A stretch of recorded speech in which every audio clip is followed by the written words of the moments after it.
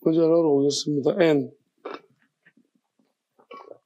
by, 뭐뭐에 의한, 뭐뭐 안에, 투토, 이것 안에. 그러니까 이게 뭐냐 하면은, 우리가 지난주에 계속 핍박을 받는 것을 이야기했습니다. 예수님 때문에 핍박받는 부분들, 우리가 또, 어쨌든 간에, 여러 가지 고통받는 것, 핍박받는 것, 그런 분들을 이야기했는데, 자, 이런 어떤 이제 상황들, 우리가 마귀로부터 핍박이죠. 마귀로부터 핍박이고, 또 마귀의 어떤 그러한 자들부터 핍박인데, 그러한 것 안에서 이제 이런 일들 안에서 바데라가 나타난다는 것입니다. 그럼 이런 일도 계속 일어날 때 점점 나타나기 시작합니다. 뭐냐면, 에스틴, 어떠한 특징들이 나타난다는 거죠. 어떤 우리의 존재적인 특징들이 나타나게 되는데, 사실은 우리가 특징이라 하면은 그게 이제 우리가 한 번 이런 행동을 했다고 특징이라고 할 수가 없습니다. 특징이라 하면은 이제 반복적으로 어떤 행동이 나타나면 그게 특징이 되는 것입니다. 그리고 보이는 특징도 있고 보이지 않는 특징들도 있습니다. 우리가 보이는 특징들은 쉽게 캐치가 됩니다.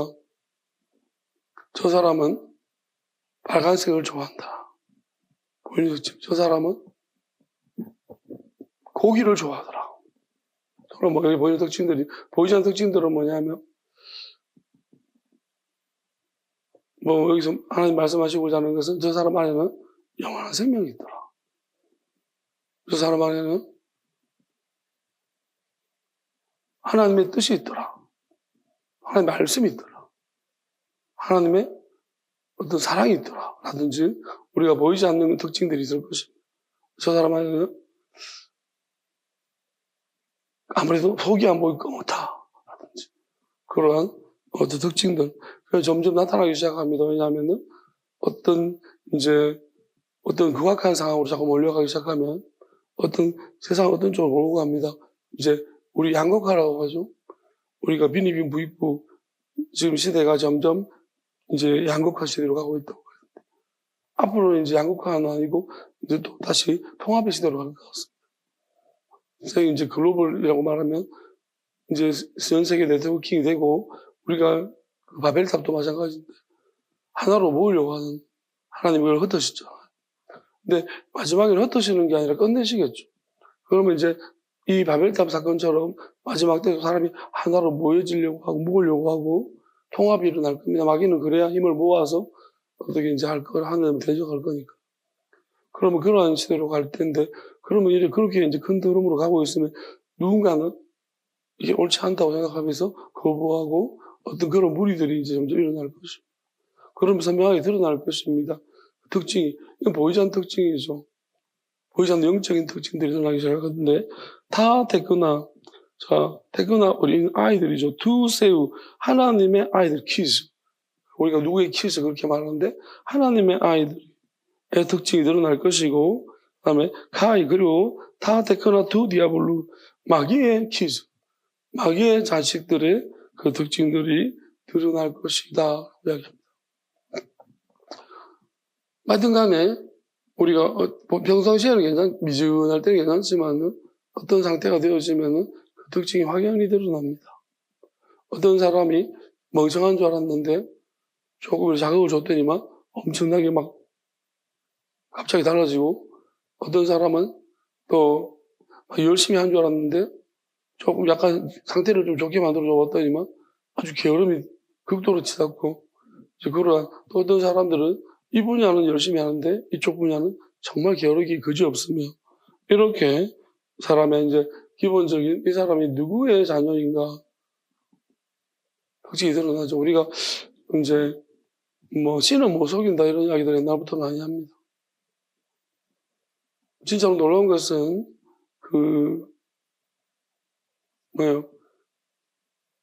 상둥이들이 가서 보면 잊어버렸는데 어느 시점 나이가 자라서 보면 일란스 상둥이 같은 경우는 다른 데 자라도 굉장히 닮았죠. 그걸 보면 이거는 씨가 같기 때문이죠. 누구의 자녀인가? 우리가 그렇죠. 환경을 따라서 이제 100% 같지는 않습니다. 제가 어릴 때 기억나는 것은 초등학교 때 전학가는 친구들이 있으면 좀, 마음이 싱숭생숭합니다.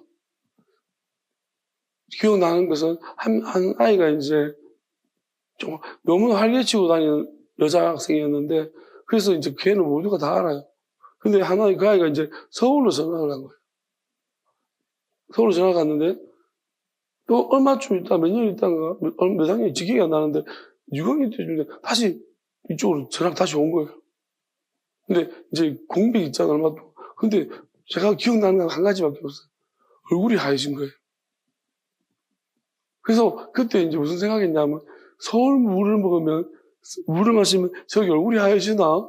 그런 생각을 잠시 했던, 좀, 이 빛깔이 달라요. 그래서 뭐지, 제가? 왜 얼굴이 하얘졌지? 옛날에 시큼했는데?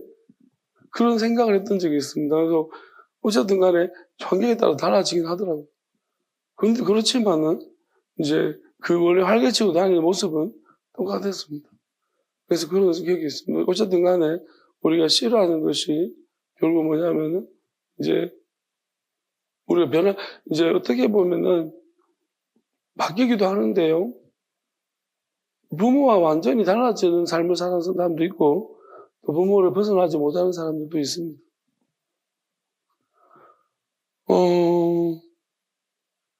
어쨌든 간에 어떤 이제 점점 환경이 달라질 때마다 우리가 진화론도 그렇게 말하죠. 자연 선택적인 거라고. 그럼 환경이 달라졌기 때문에 그게 맞추어서 살아가는 거죠. 어느 것이 더 나을까 생각하면서 그 나은 쪽으로 우리가 진화되어 살아간다고 얘기합니다. 지금 이제 어떻게 보면 인간이 이런 기술들을 발달을 통해 가지고 어떤 방향을 정했습니다. 이제는 못 돌이킨다고 하죠. 인공지능의 AI를 이 시대를 못 돌이킨다고 하는데 이제 이쪽으로 방향을 정했고 그 속도는 이제 가속도가 붙었습니다. 이것이 아마 많은 사람들의 판단이 더 나은 것이라고 아마 선택을 했기 때문일 것입니다. 어쨌든 여기에 대한 우리가 이 일이 일어남으로 말미암아서 또 이제 우리는 또 한 차례 홍역을 겪게 될 것인데 이 일로 말미암으면 또 다른 이제 구분이 일어날 것입니다. 어떤 식으로 이것이 진행되든 간에 여기에 따라서 우리가 나타나는 이제 이것을 뭐 적극 지지한다든가 적극 반대한다든가 또는 이제 미지근한 상태에 있는 사람들이라든가 이런 특징들이 늘어날 것입니다. 우리가 신앙적인 것도 마찬가지인데 우리가 예수님 때 시대 때 어떤 그것을 예수님이 오심으로 말미암아서 뭔가 드러났고요. 그다음에 초대교회 시대 때 드러났고 중세교회 시대 때 어떤 분명한 특징이 드러났고요. 종교개혁 이후에 드러났고 지금 이 마지막 시대 때 어떻게 드러날지 우리가 고민해 봐야 되는 부분이죠. 사도 요한이 말하는 것은 종말 논점에 맞춰졌기 때문에 마지막 때 분명히 하나님의 퀴즈와 마귀의 퀴즈들이 드러난다는 것이. 그 다음에 파스 홈에 거의온 니카요 오시네. 이거 뭐냐면 자 공의라는 것이 있습니다. 공의로운 행동을 전체가 공의로운 행동을 하지 않는다. 자 하나님이 왜냐하면 모든 사람이 다 공의로운 행동을 하지 않는다는 것입니다. 우크에스틴 에크투세우 하나님은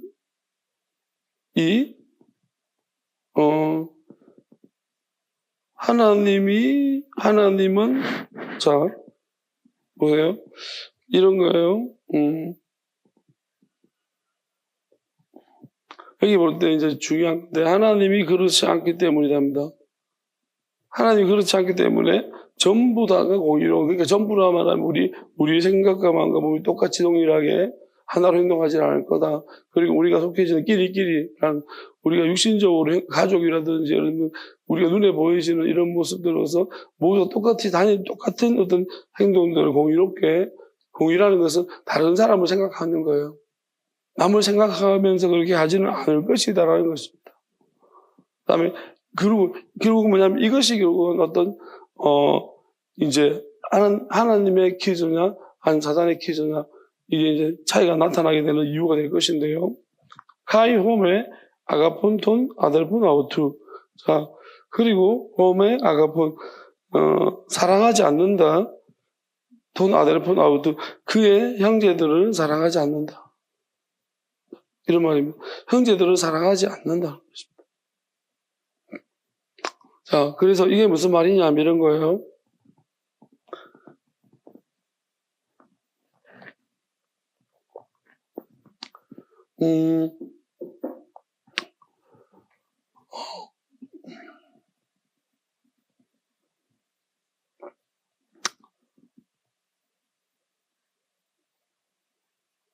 우리가 이제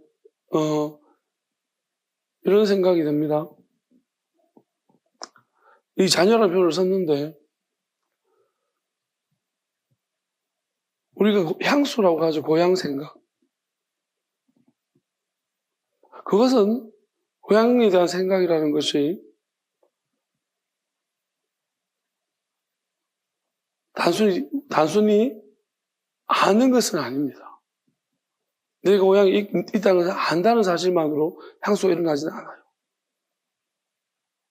그냥 고향에 대한 향수라는 것은 이런 것 같습니다. 고향이라는 것이 있으면 내 고향이 나를 어릴 때부터 이렇게 품어준 것 같아. 뭔가 나를 어릴 때 내 어린 시절을 품고 있는 그러한 마음. 향수는 마음에서 올라오는 것이지 지식에서 나온 게 아니에요. 그런데 마음이라는 것은 지식이 없으면 또 마음이 아는 것이 이제 내가 거기서 살아왔고 아는 것이 있잖아요. 아는 것이 없으면 또 마음은 생겨나지 않습니다. 뗄 수는 없지만은 한 가지만으로 이런 향수라는 것이 일어나지는 않습니다. 우리가 사람에 대한 것도 마찬가지라고 생각합니다. 사람에 대해 생각하면 쉽게 사람을 잊어버리는 사람도 있습니다. 너무 많은 사람들을 만나야 되고 사람이 이제 일처럼 되고 어쩌면 또 우리가 좀 걱정스러운 것은 이 땅의 지도자들은 과연 사람을 한 사람 한 사람으로 생각할 것인가 아니면 한 놈, 두 놈으로 생각할 것인가 아니면 그냥 하나의 숫자로 생각할 것인가. 예를 들어가지고 우리나라에 허리케인이 불어가지고 한 몇 명이 죽었습니다. 그럼 몇 명이 죽었습니다 보고 오려면 그 한 사람 한 사람이 아니라 뭉뚱거려서 죽은 3,000명이 죽었다면 3,000이라는 숫자로만 생각할 것인가 아니면 한 사람 한 사람으로 생각할 것인가. 우리가 이제 다를 거라는 거예요. 근데 어떤 우리가 이제 반복되는 일들을 하다 보면요. 어쩌면 우리가 뭔가를 잃어가고 있는 것이죠. 뭘 잃어가고 있냐면 사람이 사람으로 느껴지지 않는다. 그냥 어떻게 보면 외부 외형적인 배웠던 어떤 예의나 범절이나 룰에 의해 가지고 사람을 사람으로 대해야 된다는 그러한 교육에 의해서 우리가 대하는 것이지 실제적으로 과연 우리가 살아있는 인간 대 인간으로 대하고 있는가의 문제를 살펴본다면 이 땅에 일어나는 많은 일들이 설명할 수가 없습니다.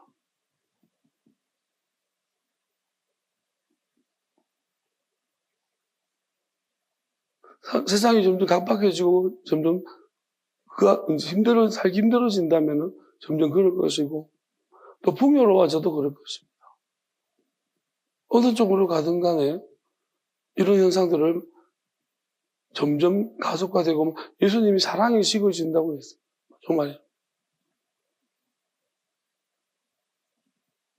우리가 가진 인간적인 사랑은 완전한 사랑은 아니라서 불안도 있고 걱정도 되고 막 그렇습니다. 그런데 우리가 그런 불안과 걱정이 아예 안 되는 간혹 보면 이런 경우들이 있더라고요. 지금 우리나라에 실종자들이 많다라고 합니다. 근데 실종자들이 많은데도 불구하고 찾는 사람들은 없어요. 없는 실종자들이 되게 많은 거예요. 저는 이 사람들은 어디서부터 온 사람들인가? 실종된 사람들이 많다는 것은 누군가의 가족이고 찾는 사람이 있어야 될 텐데, 찾는 사람이 없다라는 것은 잊혀졌거나, 아니, 무슨, 찾는 사람이 없을 수는 없잖아요. 하늘에서 떨어진 사람이 아닌다면, 관계가 다 있을 텐데, 이런 일들을 바라보면서, 무언가, 우리나라뿐만 아닐 거예요. 뭔가 고장이 난 것 아닌가. 사실 우리나라가 어떤 민족입니까? 지금 6.25 전쟁이 일어난 지 70년이죠.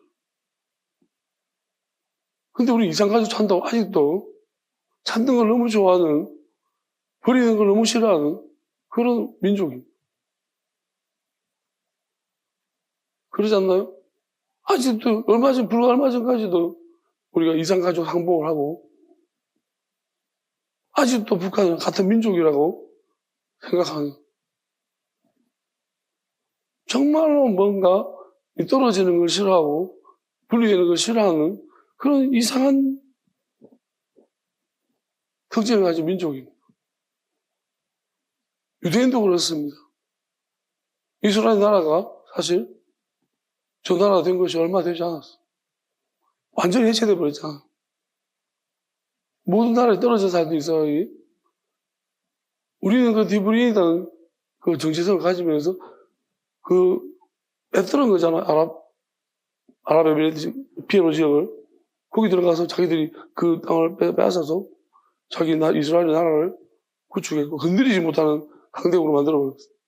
그게 불과 우리는 역사 속에 오래지 않은 일입니다. 흩어졌다가 저렇게 뭉치기가 힘든데, 그죠? 완전히 산산이 흩어져. 나라가 없어졌잖아. 근데 갑자기 나라를 원래 있던 지역에 다시 건국했습니다. 그리고 이제는 누구도 소문되지 못하는 아주 강력한 나라를 만들어버렸어. 그러니까 이걸 보게 되었습니다. 뭐가 저렇게 만들었는가? 여러 가지 동기가 있을 텐데, 모든 현상을 똑같이 바라볼 수는 없으나, 이건 개별적으로 한번 생각해 볼 문제인 듯 합니다. 뭐냐면은,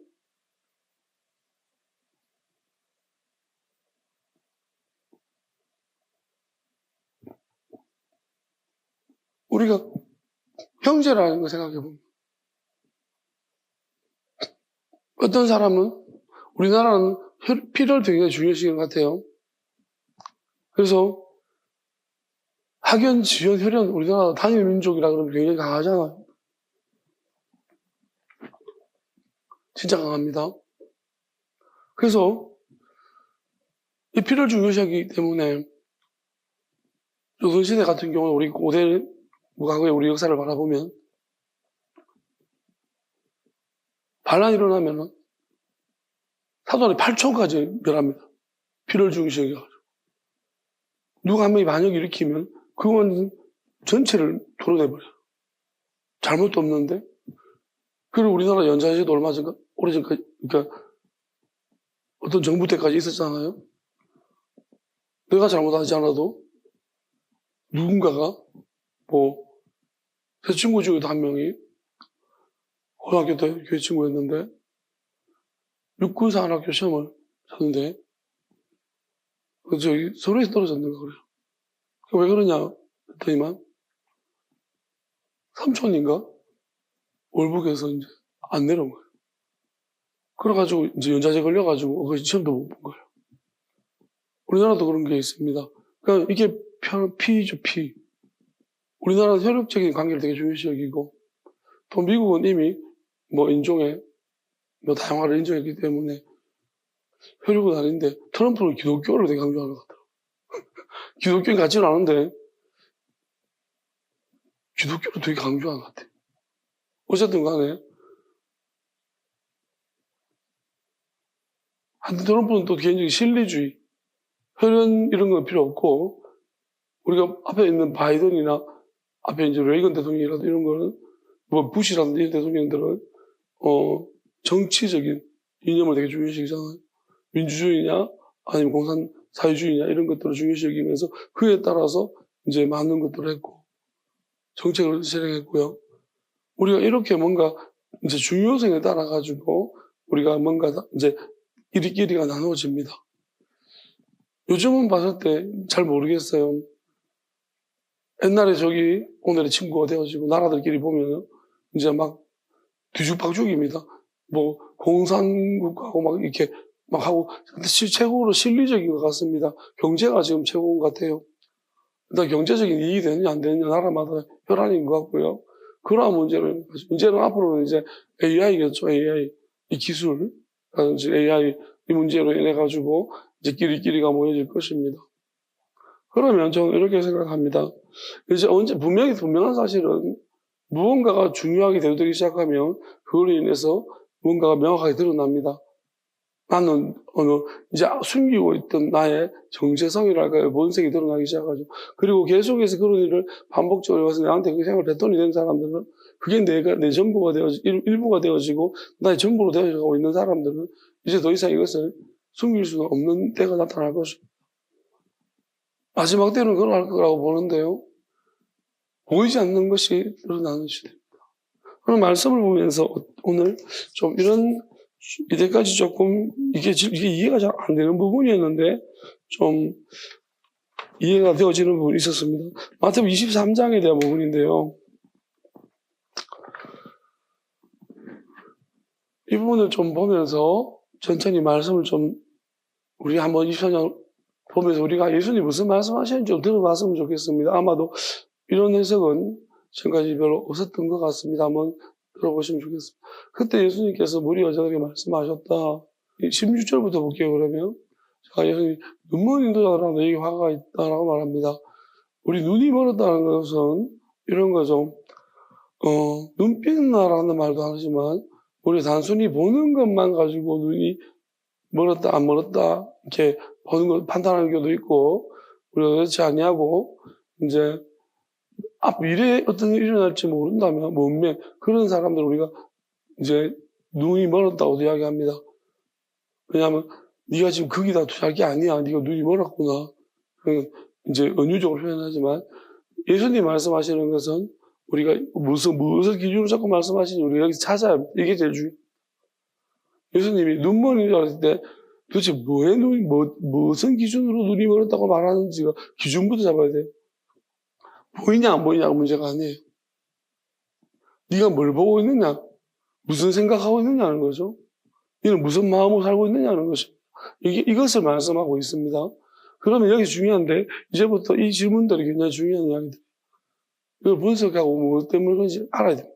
자, 누구든지 성전을 두고 맹세하면 아무래도 좋으나 누구든지 성전에 금을 두고 맹세하면 지켜야 한다고 한다라고 얘기합니다. 이게 그 시대, 예수님이 바라보고 있는 그 시대 속에서 이제 어떤 주된 생각들인 것 같습니다. 그걸 예수님이 지금 꼬집어서 이야기하고 있는 거거든요. 그럼 이 부분을 보고 우리는 어떤가를 봐야 되는데요. 이렇게 생각합니다. 이걸 이제 비유로 분석해보면 우리 시대는 이렇지 않는가 도든가를 똑같이 봐야 되는데 많은 사람은 그렇지 않을 거라고 말하지만 저는 그렇다고 생각합니다. 자, 성전을 두고 맹세한다는 말이 무슨 말인가 하면은 예수님이 성전을 허물어 3일만 지켰다는 것입니다. 그 3일만 지켰다는 성전은 보이는 성전이 아니라 보이지 않는 성전입니다. 그 성전이라고 할 때는 우리가 궁극적으로 보이는 성전이 있고 보이지 않는 성전, 하나님 말씀하시는 영원한 나라의 성전이 안 보이지 않습니까?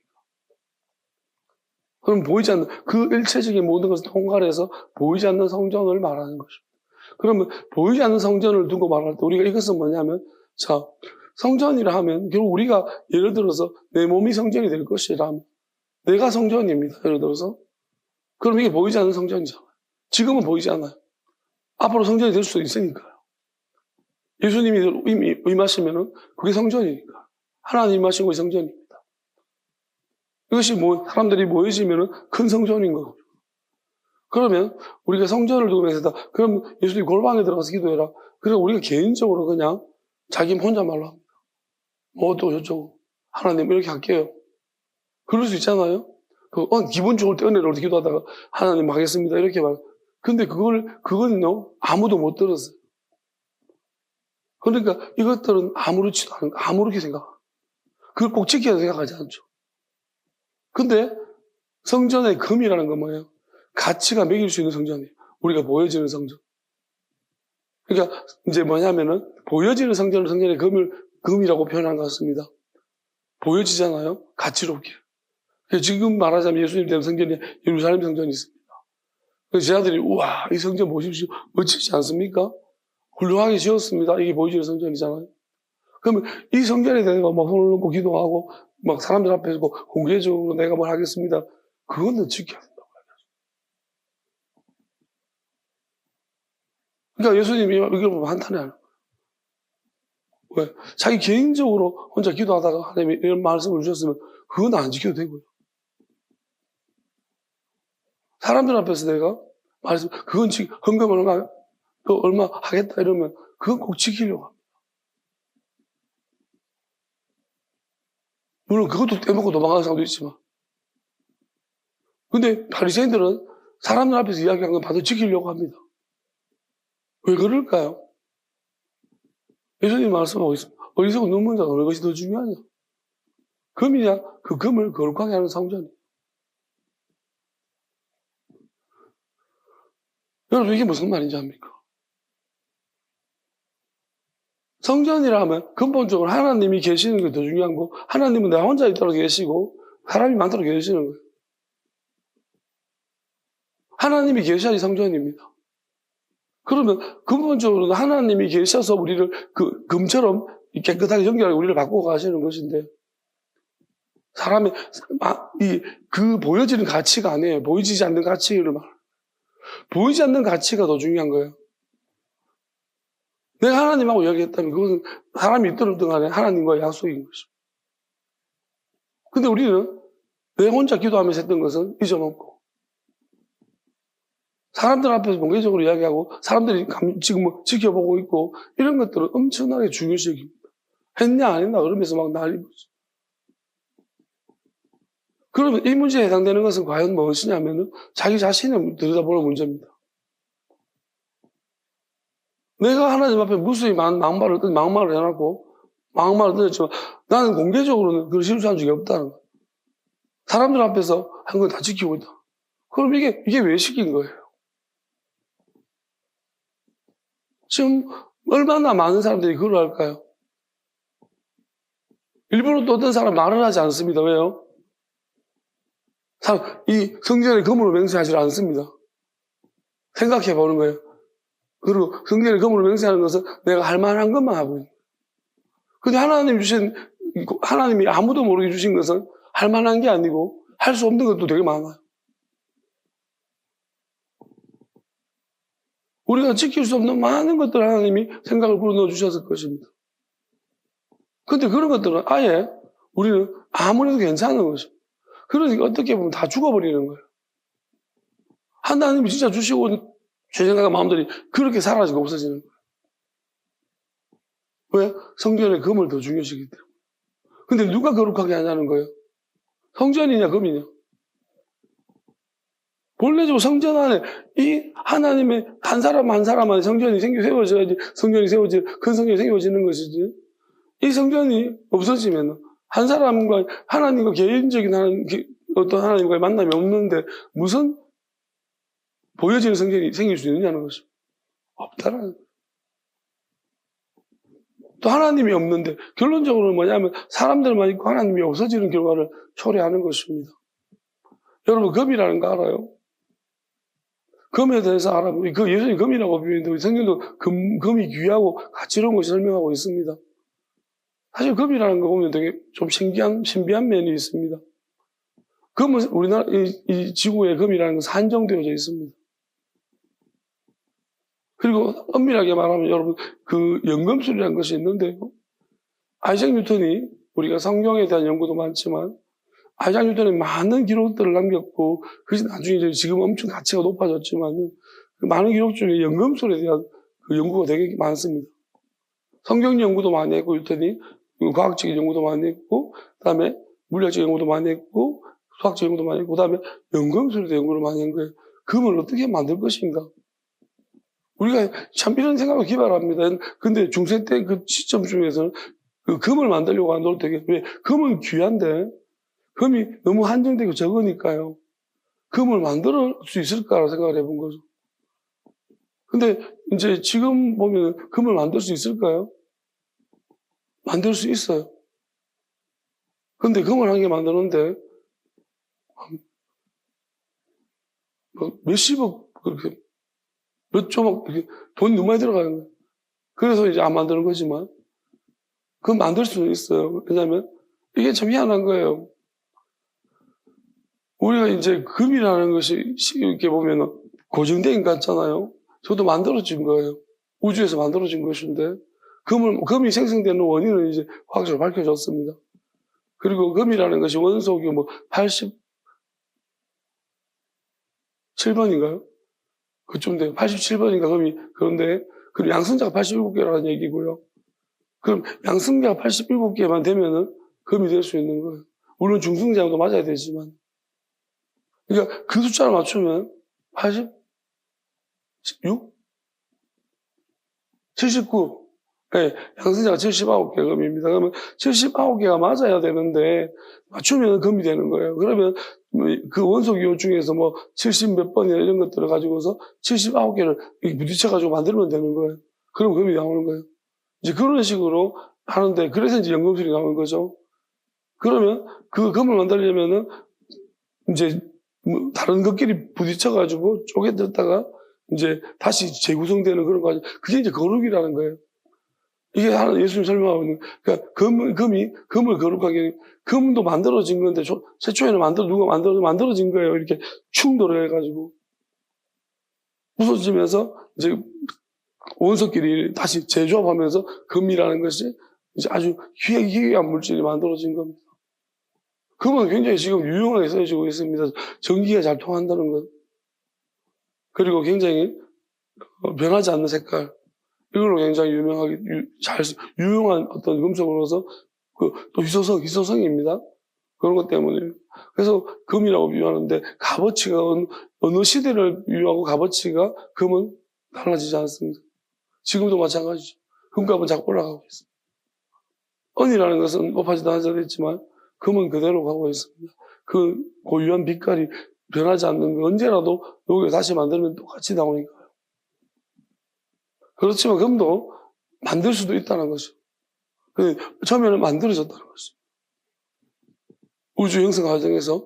그렇다면 우리가 이제 하나님 성전도 마찬가지인데, 결국은 이 성전이 우리는 이제 교회를 놓고 맹세하고 교회 멤버를 만들고 이제 이런 것 때문에 관심이 많습니다. 근데 정작 한 사람 한 사람의 근본적인 하나님이 계신가, 예수님이 계신 것인가, 예수님 마음과 생각이 있는가 없는가부터 시작해야 돼요. 보이지 않는 거예요. 보이지 않는 것부터 시작해야 되는데, 사실 보이지 않는 보이지 않는 예수님과의 관계는 내가 맹세하는 것은 아무렇지도 않고, 보여지는 사람들의 회중 앞에서 그 맹세는 굉장히 중요시 여긴다는 것입니다. 이게 맞냐는 것입니다. 그 다음 볼게요. 또 너희는 말하기를, 누구든 제단에 두고 맹세하면 아무리 좋으나 제단 위에 놓여있는 재물을 두고 맹세하면 지켜야 된다. 제단이라는 것도 마찬가지예요. 우리가 이제 재물이죠, 재물. 그러니까 우리는 제단이 있고 재물이 있습니다. 그러면 어찌 보면 제단이 있어야지 재물이 있는 거예요. 근데 우리는 제단보다는 재물을 더 생각합니다. 뭘 더했네요. 사실 이미 제단이 그 밑받침이 더럽혀졌다라면은 제단이 이미 더럽혀졌습니다. 하나님은 성전을 만들 때도 제단도 만들 하나하나를 엄청나게 세심하게. 그러면 어떤 기초가 문제가 있는 거예요. 근데 그 위에다가 이미 잘못된 기초를 쌓는데 그 위에 재물을 하나님 볼 때는 그게 아니라는 거예요. 근데 사람들은 뭐냐면은 잘못된 기초에 쌓아져도 그냥 그 재물, 말하자면요, 말씀이죠. 말씀이 문제인 거예요. 근데 말씀이 문제인데 지금 그 위에다가 지금 해석을 얹고 이게 중요한 게 아니에요. 사람들은 달콤한 말, 음식들, 여기에만 관심이 있다라는 거죠. 이런 생각이 들었습니다.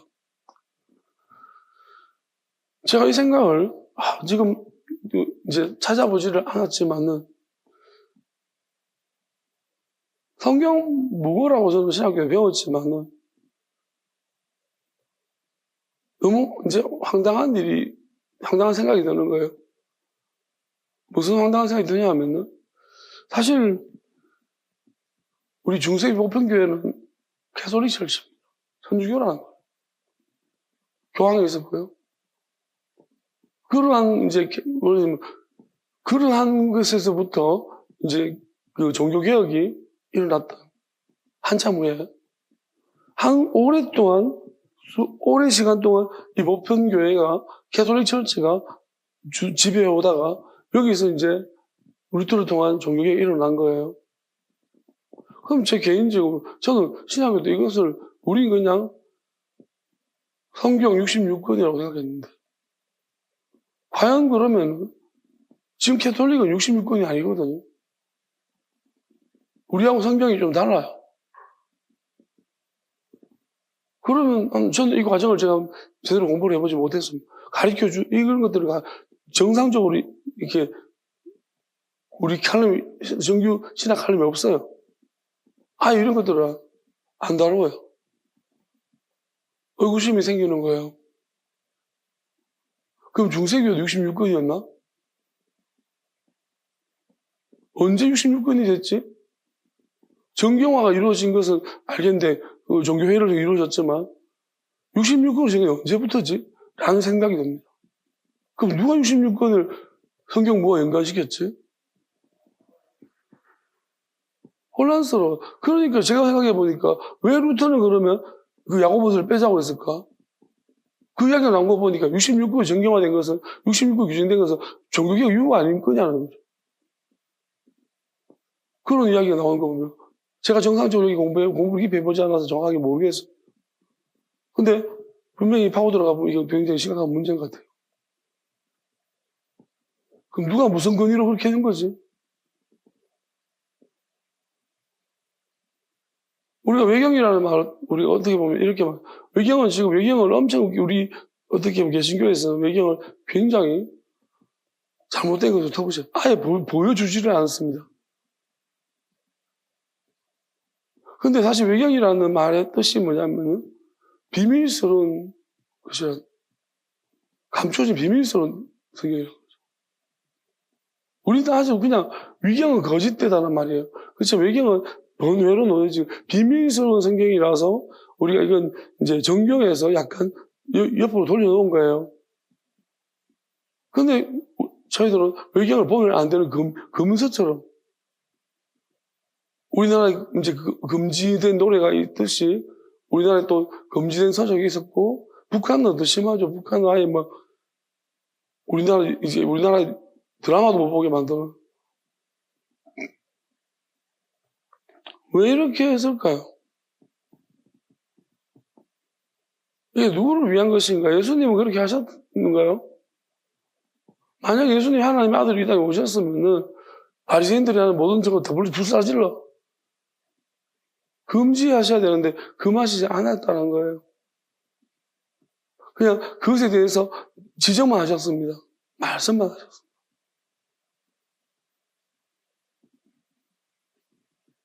그러니까 이런 부분을 바라보면서 그러니까 진짜로 66권이 맞느냐는 거예요. 하나님 주신 게 맞느냐는 것입니다. 누가 이렇게 만들었습니까? 그 많은 성경들이 있는데.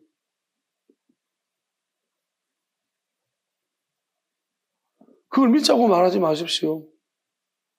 그럼 유대인들이 자기들이 오랜 전통에 의해서 랍비들의 해석들 있잖아요. 유드라시. 그들은 그걸 믿고 있습니다. 그걸 믿자고 하는 것이랑 뭐가 다릅니까?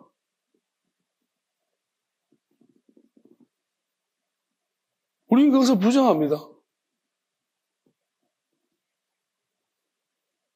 저는 미드라시도 참조해야 될 부분이 있다고 생각을 해요. 어떤 부분은 성경에 그 연구가, 랍비들은 더 깊이 있게 연구를 하고 많이 원자료들이 많기 때문에 그걸 더 무시하는 바람에 우리는 완전히 뭔가를 상실해버렸어요. 어쩌면 그 시대 상황이나 모든 것들을, 배경적인 부분들을 완전 이 시대에서 이 말씀 가지고 지금 이야기하고 있는 거예요. 전혀 맞지 않습니다. 어쩌면 이런 거잖아요. 요즘 보니까 뭐 제사상에 바나나를 올려놓는다고 왜 서양 그걸 올려놓는다고 막 조상들이 농한다고 이런 이야기를 많이 하는데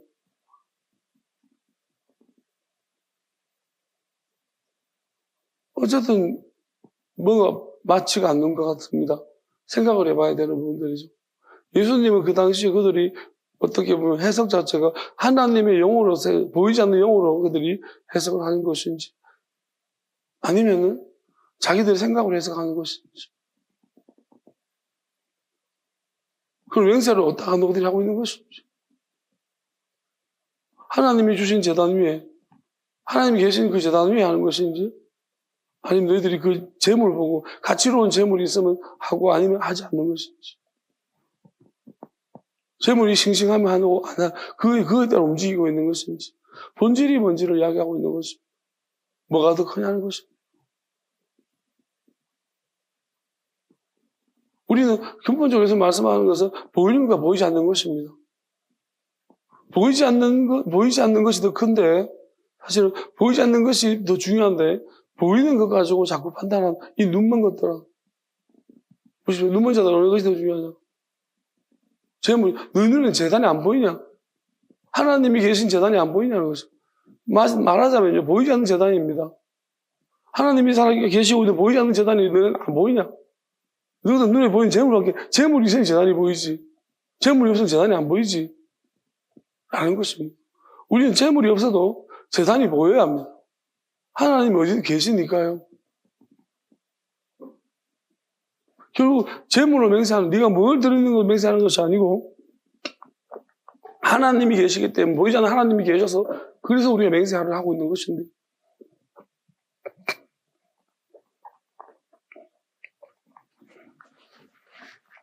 또 보겠습니다. 넘어갑니다. 하늘을 두고 맹세하는 사람 보세요. 하늘이 뭐예요?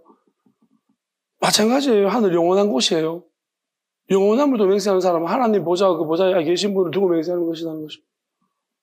영원한 생명, 영원한 이야기합니다. 사람들이 영원한 생명, 영원한 것, 영원함을 이야기하면서 영원함이란 하나 보이는 것이 아닙니다. 보이지 않는 하나님이 계심을 믿으면서 거기에 두고 맹세를 하는 것입니다. 근데 보십시오. 23절.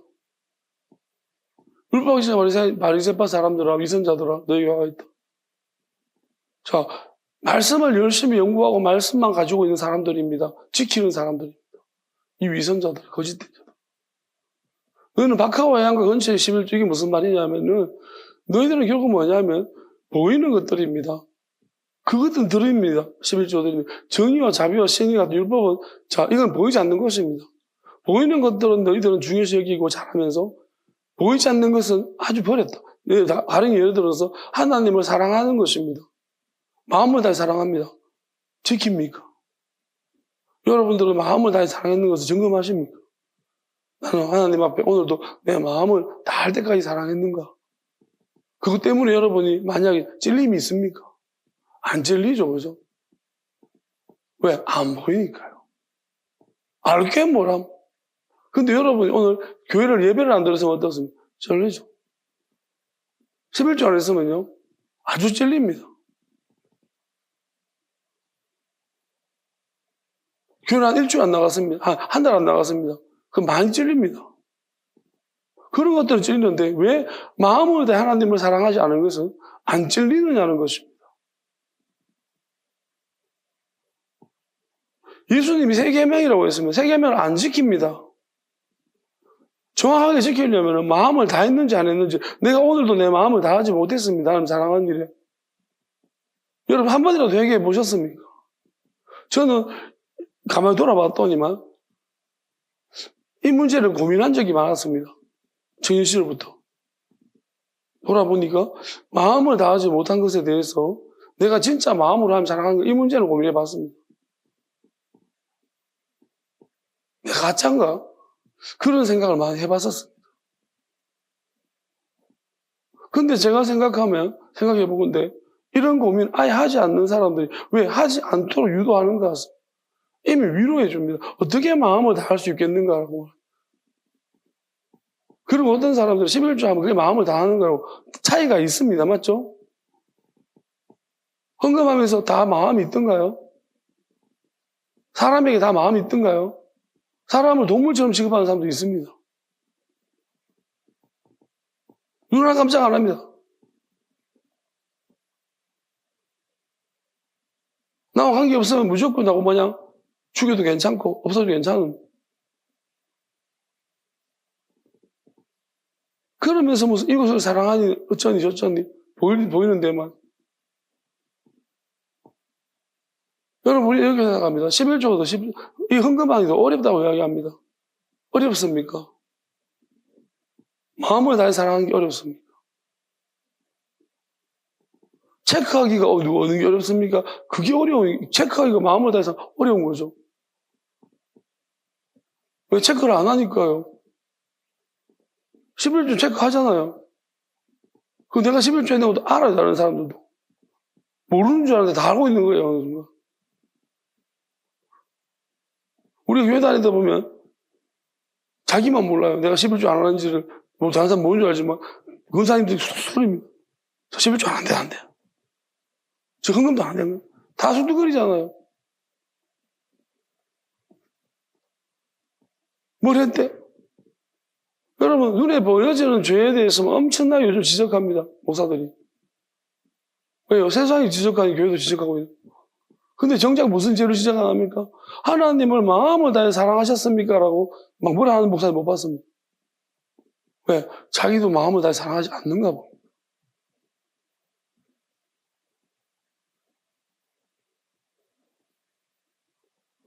예수님이 그 말씀하고 있는 거예요. 네 목숨을 다해서 네 생명이 다할 때까지 사랑해 받는다는 것이 하나님. 하나님 보이지가 않거든요. 어떻게 사랑합니까? 예수님이 말씀하잖아요. 이런 것들도 보세요. 그 다음 결론이 이겁니다. 예수님이. 그것들도 소홀히 하지 않아야겠지만 이건 소홀히 하지 않는다는 거예요. 근데 의와 인과 신은 마땅히 해야 된다는 것입니다. 그건 당연히 해야 되는 것이고, 근데 지금 뭐예요? 11조는 당연히 해야 되는 것이고, 마음을 다하는 것은 소홀히 해야 된다는 거예요. 그럼 마귀가 지금 가장 중요한 게 뭐예요? 마음이에요. 마귀는 우리 마음을 빼앗으려고 하지, 우리 몸뚱아리 이미 몸뚱아리 우리 뺏겼습니다. 여러분 겁니까? 아침에 잘 일어나시던가요? 하고 싶은 대로 막 몸이 움직이게 따라주던가요? 여러분 생각대로 몸이 막 안 아프고 그러던가요? 안 아파야 되는데 몸이 자꾸 아프잖아요. 하나도 우리 말을 안 들어주고 있습니다, 우리 몸이. 여러분, 늙고 싶은 사람 있습니까? 몸이 우리 말 듣고 안 늙어집니까? 지 맘대로 늙어지고 있습니다. 하나도 안 들어주잖아요, 우리 말을. 우리 원하는 대로 한 개도 안 되고 몸이 안 따라주고 있잖아요. 내 몸입니까, 이게? 내 몸이면 내 말을 들어야지. 내 몸도 아닌 거예요. 그러니까 결론 뭐예요? 몸은 따로 놀고 있는 거예요. 지 맘대로 늙어지고 있어요. 그런데 우리는 이 몸이 마치 자기 것처럼 생각하고 있습니다. 이런 것은 소중히 여기면서 내 것도 아닌 거 소중히 여기고, 여기면 뭐합니까? 맨날 늙어지고 부러지고 자빠지고 다 없어지는데. 정말 자기 게 뭡니까? 마음이에요. 근데 마음은 엄청 소홀히 여깁니다. 우리가 하나님 내 마음을 다 드릴 때 하나님의 마음을 우리가 얻습니다. 내 생각을 다 드릴 때 내 생각 동기입니다. 뜻입니다. 내 의도입니다. 생각이 의도거든요. 하나님은 의도까지 살핍니다. 내가 어떤 마음으로 하느냐는 것입니다. 우리가 이웃에게 음식을 줬습니다. 맛있는 거 줬습니다. 좋은 마음입니까? 저는 이런 생각이 듭니다. 정치하는 사람들이 어떤 일정 부분 이런 부분 이해가 되는 거예요. 뭐냐면 정치를 아주 잘하는 고단수 정치인들은 이런 것 같습니다. 어떤 누가 잘못하는 거 봐요. 그러면 가만히 놔둬요. 이걸 안 건드리는 것 같아요. 가만히 놔둬요. 많이 잘못할 때까지. 쟤를 키워요. 쟤가 클 때까지 가만히 숨겨줘요. 크잖아요. 엄청 커서. 그럼 내가 쟤를 비리를 딱 잡아 죽여버려요. 그럼, 자, 쪼매난 거 하나 죽였을 때야. 내 지명도와. 크게 키워가지고 죽이면, 나의 지명도는. 내가,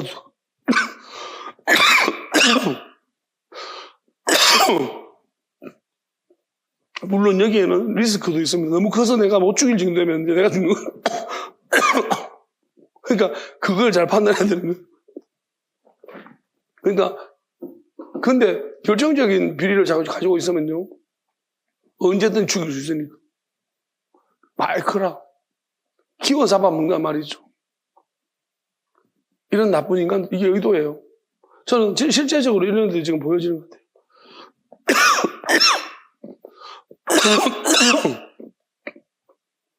근데 어떤 사람은 이제 무법 천지가 있어요. 법도 안 통하는 사람. 근데 키 컸는데 잡으려고 했는데 법이 안 통하는 거예요. 그러면 이제 도로 잡히는 거죠. 그러니까 사람의 의도와 마음이라는 것이 똑같지 않다라는 것입니다. 하나님은 네 마음, 의도부터 똑바로 하라는 것입니다. 속이는 마음 가지고서 남을 하지 마라. 많은 걸 주면서 속이는 마음보다는 그 사람한테 그냥 작은 걸 줘더라도 네가 진실한 마음으로 해서 예수님 나타내를 보고 너는 간사한 것이 없구나. 네 안에 있는 것을 그대로 잘 표현할 우리가 어떻게 분수라고 말합니다. 하나님이 분수를 사랑할 수도 있습니다. 우리는 분수를 참 힘들게 우리 분수는 우리를 되게 힘들게 합니다. 왜요? 얘는 내 편인지 남편인지 잘 모르겠습니다. 왜요? 한 편만 해야 되는데 자꾸 분수처럼 이 말 저 말 다 해가지고 있잖아요. 나를 힘들게 하기도 하고 덥기도 하고 정말 괴롭히는 사람이 어떻게 보면 데리고 다니는 게 리스크가 너무 큽니다. 분수죠. 근데 하나님은 어떤 경우에는 분수를 사랑할 수도 있습니다. 왜 그렇습니까? 이 사람은 악의는 없는 거예요. 원래 악의가 없는 건 참 좋은 것인데 악의가 없는 사람이 정말 힘들게 합니다. 자기는 악의가 없는데 이용당하기 너무 쉬운 거예요. 그래서 너무 힘든 것입니다. 근데 하나님은 의외로 사랑하실 수도 있습니다. 악의가 없기 때문입니다. 우리가 잘 내한테 도움이 되지만 악의가 있는 사람은 요압 같은 사람들입니다. 성경 요압 같은 인물들은요, 다윗에게 많은 도움을 주었습니다. 다윗이 무슨 일을 시킬 때 어떻게 보면, 근데 우리가 참 신기한 것이, 아이러니한 것이 그렇습니다. 요압이 그 성경에서 표현하고 있을 때, 위대한 용사라고 표현합니다. 다윗에게 3인의 용사가 있고, 그 위에 누가 있고, 용사들이 있다고 막 표현하고 있습니다. 그 33인의, 30명의 용사라고 말합니다. 근데 의외로 다윗의 요압의 동생인 아비새나 아사엘이 들어가 있는데, 그 용사에 들어가 있는데, 요압은 없습니다. 요압은 그 용사의 명단에 없거든요. 그게 참 아이러니한 거예요. 왜? 다윗께서 항상 다윗을 도와주었던, 어떻게 누구보다 그 용사 이름에 들어가 있어요. 그 요압이라는 인물이. 그 이름에 없는 거예요. 그 명단에. 이걸 두고 여러 가지 해석들이 있지만, 저는 그렇게 바라봅니다. 요압이 다윗이 실제적으로 살아가는데 많은 도움을 주었습니다. 요압 때문에 다윗이 많은 이익을 보았습니다. 또 많은 일을 시켰습니다. 그렇지만 실제적으로 요압이라는 사람은요, 의도가 나쁜 거예요. 뭐냐면 다윗이 시킬 때 순전히 그 일만 한 것이 아니고 자기 이득도 취한 거예요. 또 자기가 추구하는 바를 계속해서 자기가 아주 유익하도록 뭔가를 자꾸 자기 힘을 쓰려고 자기 권세를 누리고 다윗 이유로 생각한 거예요. 요압은 다윗과 함께 내가 정부를 가다 끝나다가 아니고 다윗이 끝나면 그 다음 왕이 압살롬이 될지 누군지 모르지만 그 왕이 생각해 보면서 대대로 자기가 뭔가를 스스로 누리려고 했던 것입니다. 그러한 모습 때문에 어떻게 보면 다윗에게 충성된 사람은 아니었던 것입니다. 우리가 이런 악의들입니다. 하나님 앞에 진실하게 충성돼야 됩니다. 우리가 예수님을 사랑해야 됩니다. 그런데 우리는 어찌 보면요, 자꾸 어떻게 보면은 나의 이익 때문에 내가 이 땅을 살고자 하는 욕망 때문입니다. 그것 때문에 굉장히 중요한 부분들을 자꾸 눈에 보이는 그런 것들을 따라서 쫓아갈 때가 되게 많습니다. 계속해서 예수님이 말하고 있습니다. 눈에 보이는, 여러분 우리는 어떻습니까? 자기 돌아보십시오. 눈에 보이는 걸 쫓아가고 있습니까? 아니면 보이지 않는 것을 쫓아가고 있습니까? 저도 곰곰이 생각해 봤습니다. 나는 무엇을, 저는 눈에 이건 제가 이건 지금 상황에서 저는 이게 할 말도 필요가 없습니다. 왜냐하면은 바보 아닌다면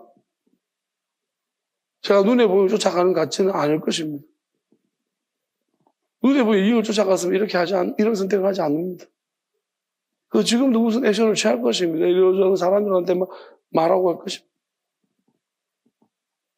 저는 저한테 유혹되는 거 없는 줄 알고 가고 있습니다. 왜냐하면 결국 하나님의 뜻이라는 것을 내가 알았고, 하나님을 보고 남들이 뭐라든 간에 그것이 이 땅에서 통용되지 않는 방법이라 할지라도 하나님이 내게 주신 것이고, 하나님이 영원한 것을 위해서 나한테 알게 하신 것이고 깨닫게 하신 것이고 가게 하신 길이니까 저는 여기에 대해서 불평도 없고 원망도 없고 감사할 뿐입니다. 지금까지 걸어가고 앞으로도 걸어갈 것입니다. 또 혹여나 내가 걸어갈 용기가 없다 할지라도 내가 이것이 진리인 걸 깨달았고 이것이 지금 내가 깨달은 것이 진짜 맞기 때문에 저는 계속 걸어가게 해달라고 기도도 하고 있습니다. 혹여나 내가 힘이 떨어지면 하나님은 힘이 떨어지지 않은 분이시니 나를 일으켜 세워 반드시 끝까지 가게 하십시오.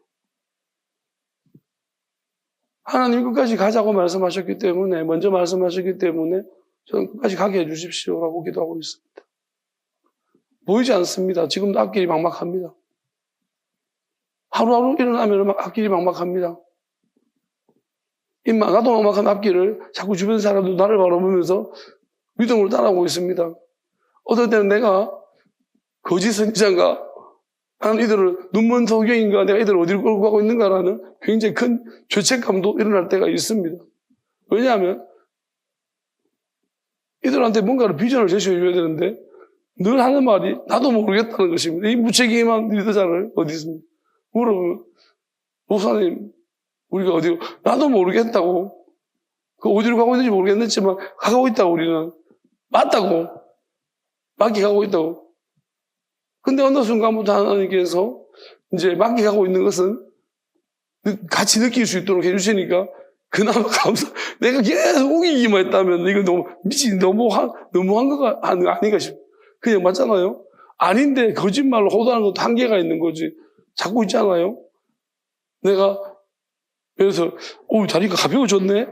이런 거 그러면 내가 이걸 내만 느끼고 있잖아. 거짓말로 내가 이거 거짓말로 속인다. 적용처럼 들고 있고 축지법 이건 거짓말시키는 한계가 있지 않습니까? 근데 내가 이 다리 가벼워졌다는 건 그냥 느꼈었는데 그게 진짜 저도 가벼워졌네요, 목사님.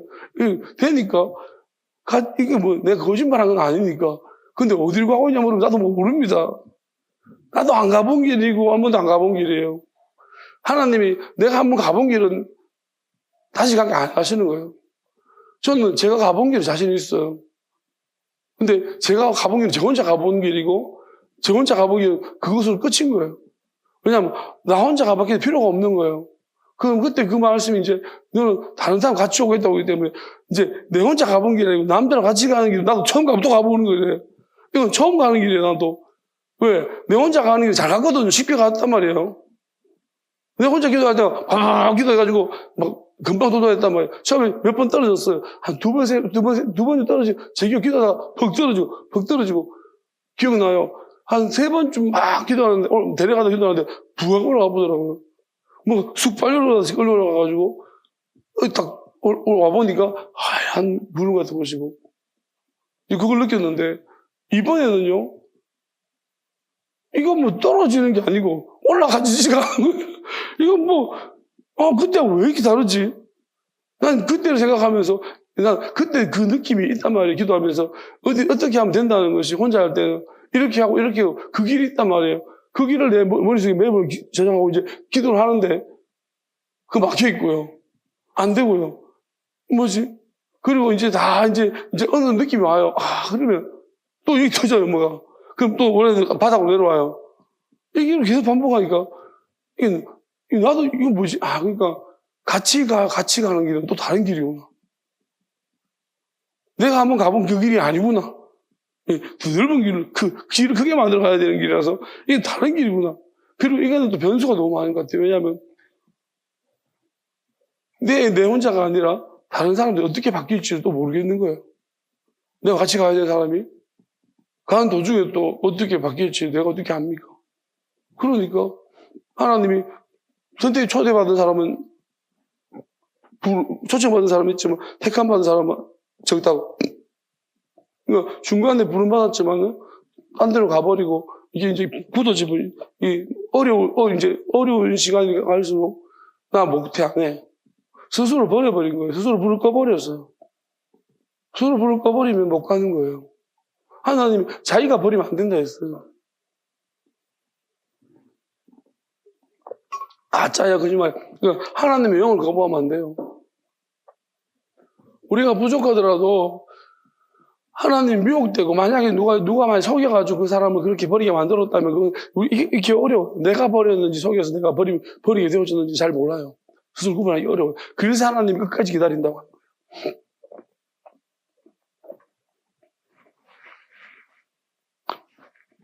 미혹시키는 거와 미혹된 건 달라요. 여기 보면 마귀의 자녀가 나타났다는 것은 미혹시키는 자들이 나타난 거예요. 미혹시키는 것은 뭐냐 이런 거예요. 자기가 이걸 알아서 뭔가를 안 거예요. 하나님이 하는 뭔가 영적인 것을 느꼈고 아는데 그거를 이제 뭐냐 이런 것이라고 생각하면 됩니다. 하나님이 원하시는 길 한 길밖에 없습니다. 순수해야 되고 정직해야 되는 거예요. 동기도 똑같아요. 그런데 이건 동기가 다른 거예요. 뭐냐면 이걸 빼앗아가지고 저거한테 쓰려고 하는 거예요. 뭔가를 알았는데 여기 좋은 게 있구나. 그래서 그 보물을 내가 빼앗아서 우리한테 써야겠다. 왜? 사실 이것보다 지가 속한 것이 더 좋거든요. 그 무리가. 하나님이 없는데도 불구하고 가짜인데도 불구하고 하나님이 주시는 것인데 이걸 빼앗아서 거기다 쓰려고. 그럼 이런 자들과 같이 어울려 이제 끼리끼리 같은 편인 줄 알고 같이 어울려 있었던 거예요. 우리도 품어줬고. 이제 제가 말하는 끼리끼리가 여기까지예요. 근데 끼리끼리 바빠요, 이제. 왜? 낄 때 끼고 뺄 때 빼야 되는 거예요. 이제 하나, 이거 시간이에요. 그 다음에 뺄 때 빼신 다음에 끼리가 돼야 돼요. 이제 끼야 돼. 진짜 낄 사람들만 끼는 거예요. 하나님 이렇게 바꾸실 것입니다.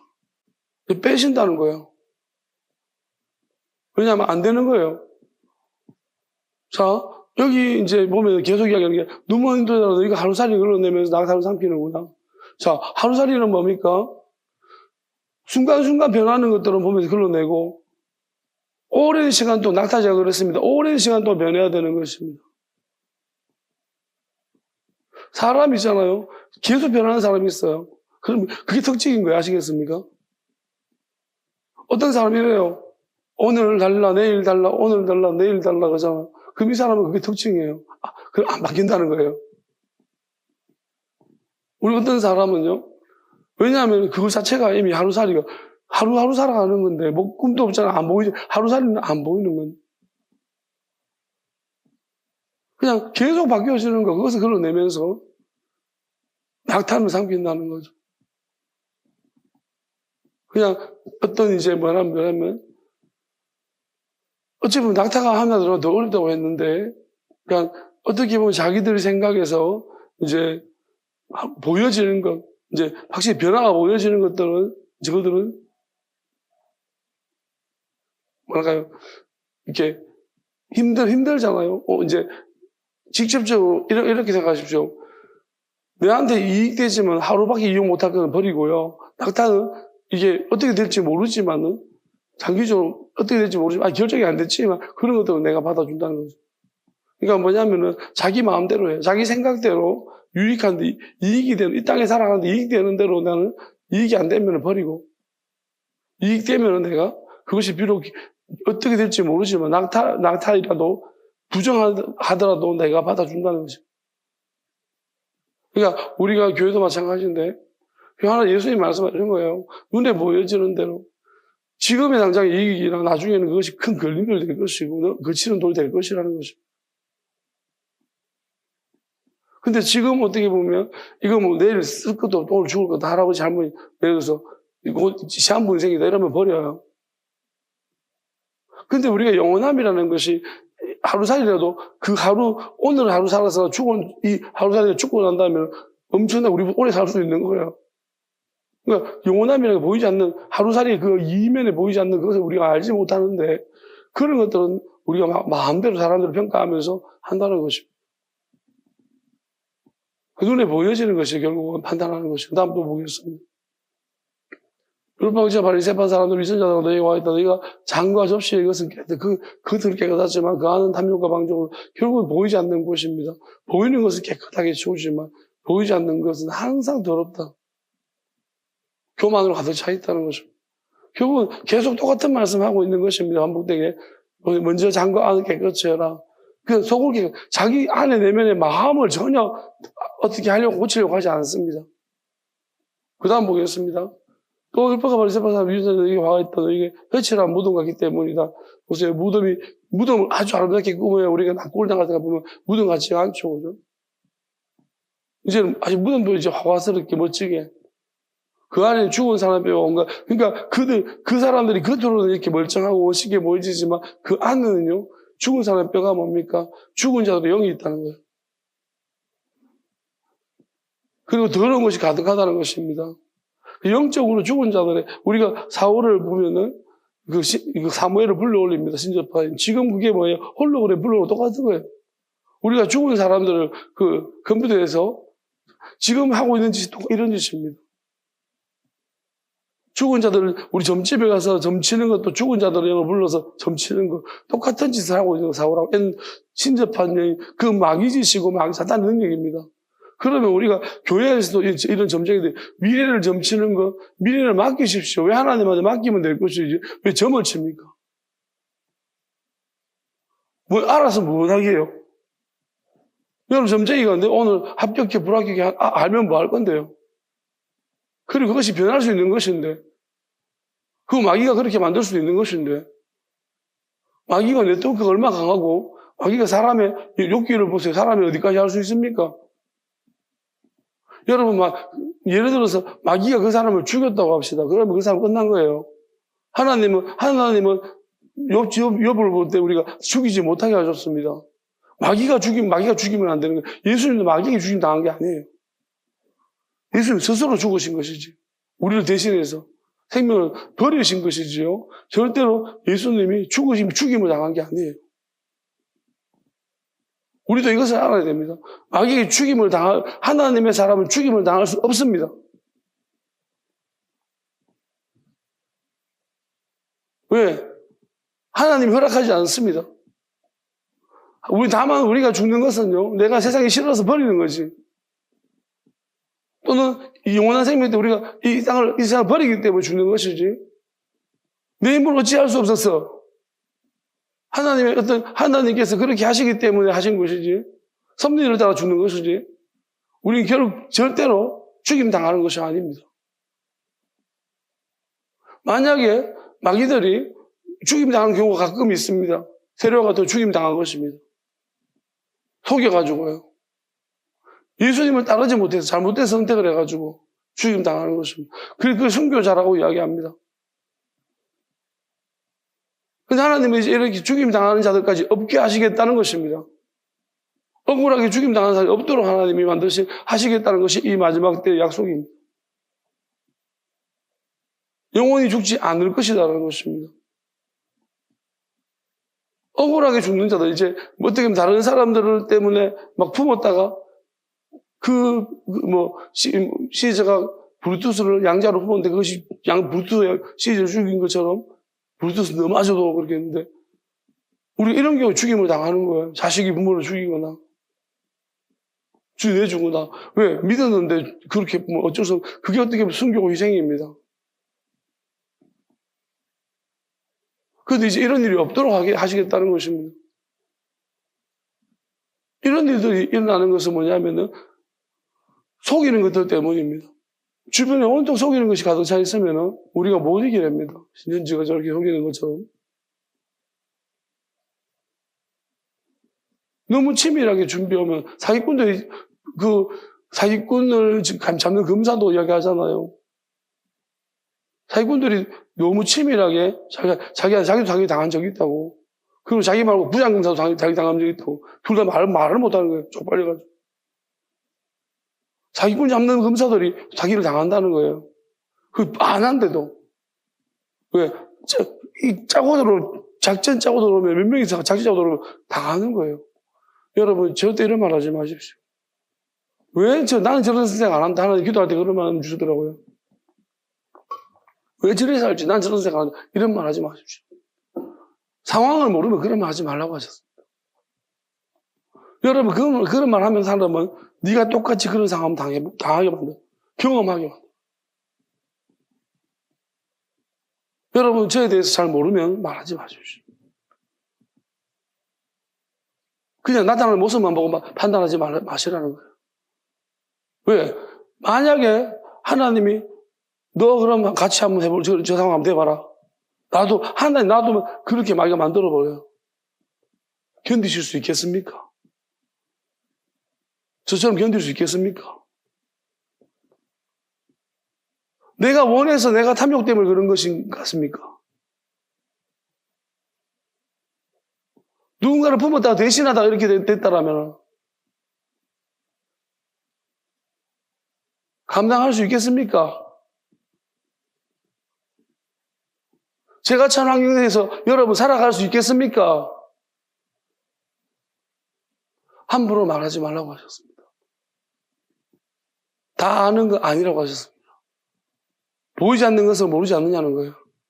우리가 기껏해봤자 보이는 것도 잘 모르는 사람들이 수학도 모르면서 물리도 모르면서 우리가 조금 어려운 문제 나오면 아이고 뭐 모르겠다 하는 머리 가지고 보이지 않는 일어나는 일들을 어떻게 알겠습니까? 보이지 않는 깽것이 무시하는 사람들이 마귀가 없다고 하는 사람들이 이제 하나님 마귀가 드러나서 활동하는 시대가 보여지면 여러분 감당할 수 있겠습니까? 그 시대를 준비하는 사람들을 비난하고 하나님의 영으로 미리 준비하고 미리 하나님이 하실 일들을 예비한 사람들을 가지고서 욕하면서 어떻게 좀 나눠도 하려고 할 수 있겠습니까? 그 길밖에 소망이 없는데 준비한 곳이 그것밖에 없다라면 어떻게 하시겠습니까? 아무도 하나님 말씀 안 듣고 마귀가 어딨노 이 시대에 너무 심취하면 안 된다 그러던 분들이 그렇게 비난하고 욕하고 저주하고 회방하고 하던 사람들이 이제 실제적으로 그런 일들이 일어나고 노아 때처럼 그렇다고 했으니 하나님 이제 여기밖에 방주가 구원의 어떤 안전한 곳이 없다라고 말씀하시면 거기 가서 어떻게 하시겠습니까? 도와주십시오. 내 좀 하겠습니까? 하셔야 합니다. 도저히 만약에 그거 할 마음이 있다라면 여러분들은 또 다른 것을 경험하는 거예요. 왜? 그 자체가 이미 여러분 안에 그래도 소망이 있다라는 거예요. 만약에 나는 죽어도 못해라고 말하면 그 마귀가 여러분 마귀가 잡아먹힌 거예요. 저는 그래도 해야 된다고 생각합니다. 그 마음도 하나님 주신 거니 꺼져가는 눈뿌리고 꺼지 않는 상한 갈대지만 부러지지 않은 것입니다. 아직 달려있기 때문에 그 마음이 드는 거예요. 그냥 거기서 나는 여러분 자존심 지키십시오. 누가 주는 자존심이겠습니까? 마귀입니다. 여러분 마귀 밥되고 앞으로 이곳 외에 안전한 곳에 나머지 일어나는 그 극심한 모든 것들을 여러분 다 겪어야 될 것입니다. 그리고 눈으로 보면서 그 차이를 극명하게 앞으로 시작은 차이는 작지만 앞으로 차이는 훨씬 더 경명해질 것이니 그걸 다 겪어야 될 것입니다. 함부로 말하지 말라는 거예요. 회개를 하라는 것입니다. 그리고 어영부영 못 들어옵니다.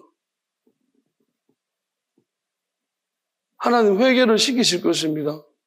아마 지금도 분명한 상황 속에서 저는 만약에 하나님이 무엇을 깨달으라고 어떤 상황으로 여러분들은 고통 속에서 어떤 상황 속에 빠뜨리실 수 있습니다. 그러면 여러분 거기서 여러분 자신 돌아봐야 됩니다. 내가 무엇을 잘못하고 있는지. 정확하게 하나님 성령이 말씀해 줄 것입니다. 그것을 따라서 회개를 해야지만 여러분들이 깨닫게 됩니다. 하나님이 앞으로 나아갈 길을 보여주시지 회개하지 않으면 그 자리에 계속 있을 것입니다. 그리고 세상은 점점 더 큰 하나님이 주신 시련, 마귀, 육적으로 변할지 몰라도 유토피아가 될지 몰라도 영적으로는 점점 고통스럽습니다. 하나님, 만약에 여러분들이 포기해버리고 세상을 따라가 버리면 편할 것입니다. 이제 양극화, 이쪽이 편한 거, 이쪽이 안전한 곳이 있고 저쪽에 세상이 주는 안전한 곳이 있는데 여러분 중간지대에 있는 분들은 분명히 고통스러워 어느 쪽을 선택해야 됩니다. 그러면 저쪽이 대안이 있는 경우는 더 미혹이 심할 것입니다. 마귀는 저쪽 대안을 만들어 가고 있습니다.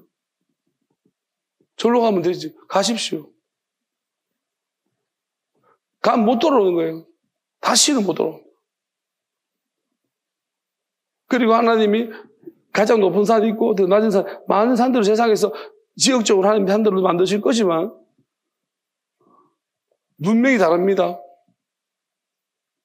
하나님이 가장 좋은 곳이 있고 여러분들이 어떤 자기가 원하는데 하나님을 사랑하는 만큼 받을 것입니다. 내 몸 나를 성찰하면서 회개하고 돌아서는 만큼 받을 것입니다.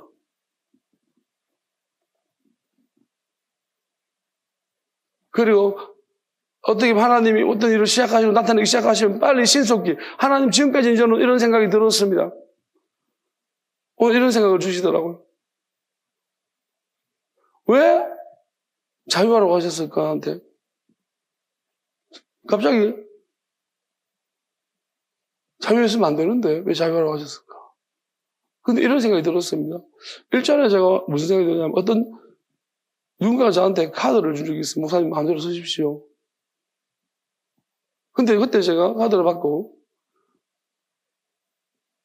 마음대로 못 썼습니다. 저는 마음대로 못 씁니다. 왜냐면 그 사람은 형편도 알고 있고 어떻게 내가 내 카드 아니 마음대로 쓰겠습니까? 아마 그걸 알고 줬을 수도 있고요. 그 생각이 나는 거예요. 하나님이 나한테 너 자유해라. 제가 자유를 하고 자유할 수 있습니까? 근데 하나님 오늘 말씀 보면서 이런 거예요. 왜 제가 자유를 못했는지를 가르쳐 주신 거예요. 하나님 왜 자유를 하라고 말씀하시는지 알죠. 하나님 내가 자유를 하라고 하셨지만 자유를 못할 줄 알았는 거예요. 왜? 나는 내가 자유를 하나님 이거 네 개인적으로 자유할 수 있다. 자유하면 된다. 네 문제는 없다. 근데 내가 자유를 못한 이유는 내가 자유하면 다른 사람들. 저는 이제 끝나서 기도 안 하고 맨날 이제 잠만 자고 옵니다. 나는 신난다. 그래도 될 것 같아요. 하나님 날 구원해 주실 것이니까. 근데 난 아닌 거예요. 다른 사람 때문에 내가 그렇게 못한다는 거예요. 그게 오늘 말씀인 거예요. 결국은 이걸로 구분된다는 것입니다. 아마 여러분들과 하나님 자유하라는 음성을 못 들었지만은, 저처럼 못 들을 수 있습니다. 그렇지만 도저히 자유가 안 되는. 왜요? 내가 자유하면 안 될 것 같은. 근데 자유하면 안 되는데 자유하는 사람이 있겠죠. 무엇이든 가능하며. 왜? 뭐 때문에 불가능합니까? 하나님이 내게 주신 자들 때문에 열매 때문에 불가능한 거예요. 내가 못하는 거예요. 그러면서 하나님이 이렇게 말씀하시더라고요. 자유하라 해도 자유가 안 되듯이. 그러면 진짜 하나님이 어떤 마음 주시냐면 지금까지 상황을 주고 지금까지 저한테 느끼고 평안하라고 해서 평안이 됩니까? 여러분 성경 속에 평안하라 찬양을 부르면 평안해집니까? 안 되죠, 그죠? 평안해야 되는 줄 아는데 평안이 안 되죠. 하나님 똑같은 말씀하셨습니다. 근데 자유하라고 했다 자유해버릴 수도 있어요, 내가. 그럼 나는 끝인 거예요, 그걸로. 하나님이 너를 통해 더 이상 일할 수 없다는 거예요. 내가 자유하지 못하는 이유는 형제들한테 걱정하기 때문에. 다른 사람들 때문에 영적인 우리 영혼 문제 아직 끝나지 않았는데 그걸 자유할 수 있나? 그래서 하나님은 계속해서 가자 하신 것 같아요. 그러면 하나님 평안하라는 것을 말씀하시면서 뭐라고 말해요? 네가 평안할 때 어떻게 했니? 옛날에 평안하라고 평안 안 되듯이 어떻게 평안해졌니? 그냥 평안해지니까 알겠던데요. 그걸 그렇게 말씀하죠.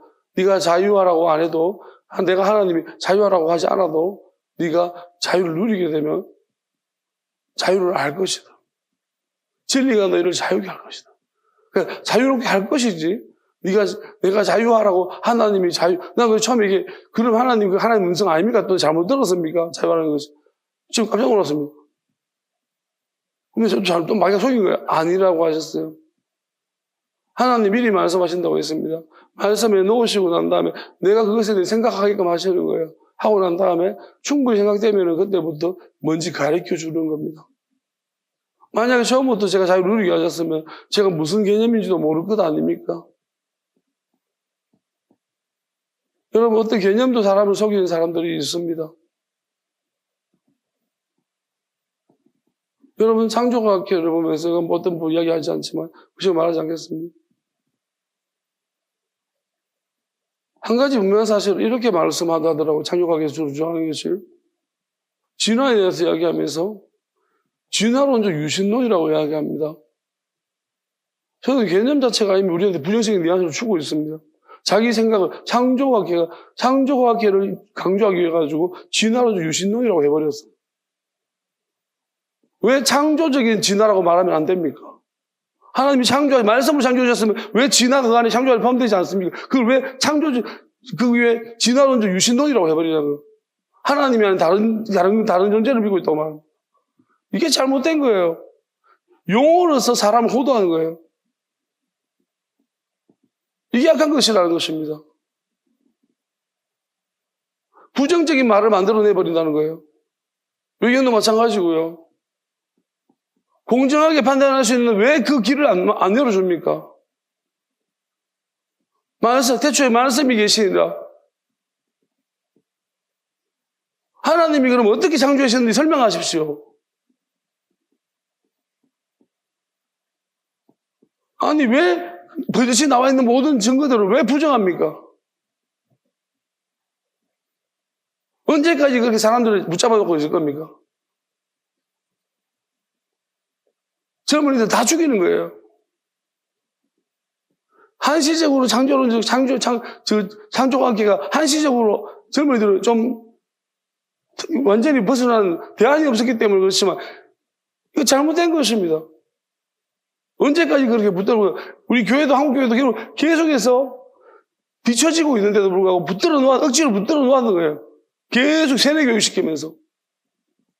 그게 믿음입니까? 믿음은 뭐예요? 풀어놓아도 흔들리지 않는 것이 믿음입니다. 하나님이 주신 믿음이란 것이 하나님이 누구보다 못합니까? 하나님의 영을 그렇게 믿지 못합니까? 그렇게 무섭고 두렵습니까? 그렇게 하나님의 주권에 관여하고 싶습니까? 왜 사실대로 말하지 않습니까?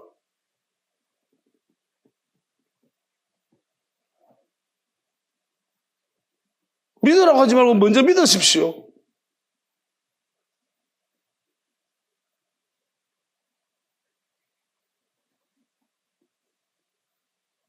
저는 제 아이들이 교회 나오지 않지만 믿습니다, 이제.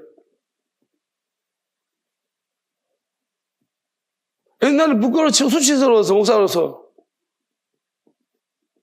마귀가 이렇게 하는 모든 이들을 보면서 수치스러운 게 어디 있습니까? 부끄러운 게 어디 있습니까?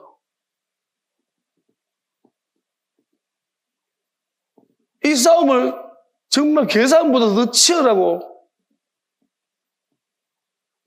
얼마나 마귀가 무서운 존재인지 알면은 함부로 그렇게 못할 것입니다. 어디 체면을 차리고, 체면이 믿음입니까?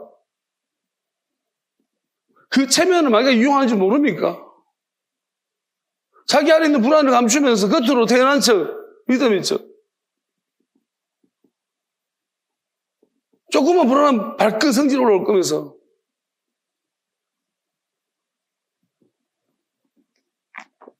아니면 회피하거나. 그게 믿음입니까?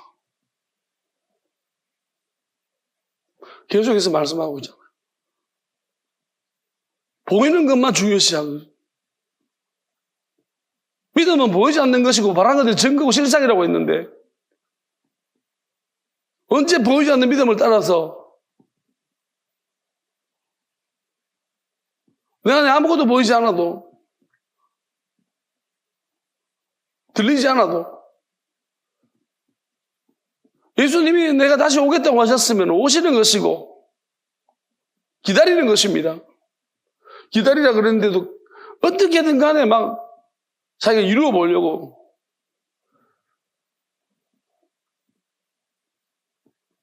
여러분, 우리가 예수님 오실 길을 청소하고 닦는 건 자유지만은요, 그 길로 안 오시면 어쩝니까?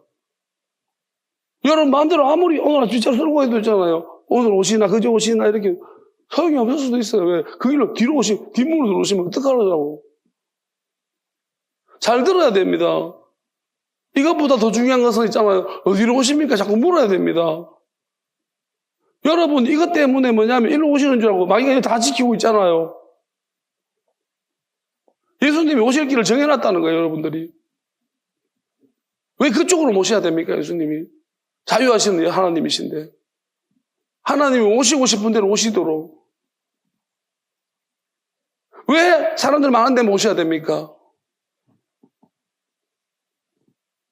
하나님은 진짜로 하나님을 사랑하고 경외하는 곳에 오시겠다고 했는데. 어디 하나님이 위선과 불법과 가짜가 득실하 여러분 봐도 그렇지 않습니까? 여러분이 다니는 교회 한번 생각해 보십시오. 그게 어디 진짜가 있던가요? 위선과 가짜와 막 체면과 조금만 상처받고 막 아마 조금만 하면 상처받았니 어쨌니 교회 떠나니 많이 목사부터 시작해서 막 상처 어쩌고 그런 사람들만 두드러 뿜한 것이 아닙니까? 권사고 장로관에 막 불평과 원망이 가득하고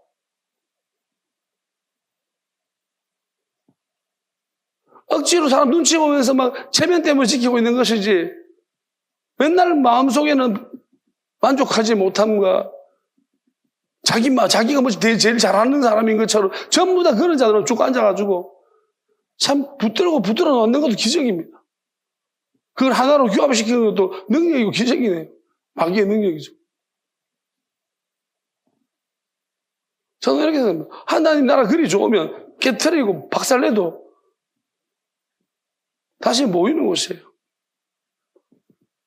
진짜라고 생각하면 저는 그렇다고 시간이 문제겠지만 나중에 시간도 문제가 되지 않을 것 같습니다. 동시적으로 역사하시면요. 많은 생각 한꺼번에 불어넣어주시면은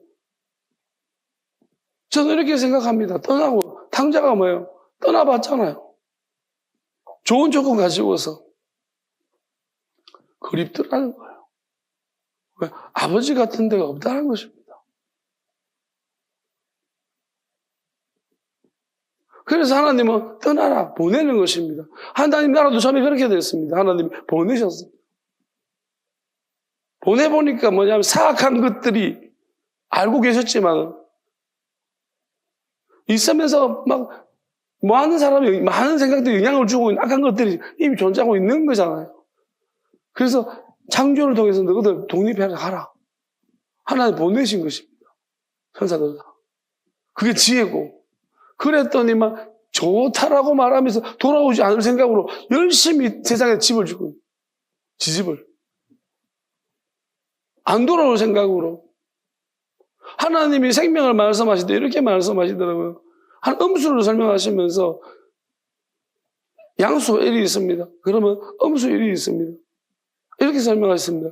우리는 생명 자체가 생길 때부터 없는 존재거든요. 그럼 양수 1이 생겼어. 그럼 우리 안에 저쪽 반대편에 뭐냐면 음수 1이 우리 빚진 게 있는 거예요. 우리는 생명 자체를 어쩌면 생명을 가지지 않았으면 떠나버렸다고 또 어찌 보면은 이 양수 1이 있는데 음수 이 빚을 갚아야 돼요. 우리는 생명도.